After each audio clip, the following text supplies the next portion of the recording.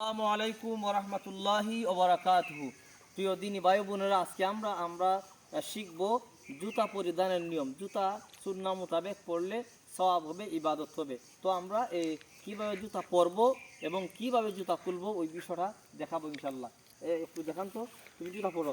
হয় নাই, জুতা কীভাবে পরবো? আমরা প্রথমে বিসমিল্লাহির রহমানির রহিম পরে প্রথমে ডান পা পরো। বিসমিল্লাহির রহমানির রহিম, প্রথমে ডান পা, তারপরে বাম পা। এবার আমরা জুতা খুলবো পা থেকে। কীভাবে খুলবো? প্রথমে বিসমিল্লাহির রহমানির রহিম পরে প্রথমে বাম পা, তারপরে ডান পা। এইভাবে যদি আমরা জুতা পরিধান করি, ইনশাআল্লাহ জুতা পরিধানও কিন্তু সওয়াব হবে।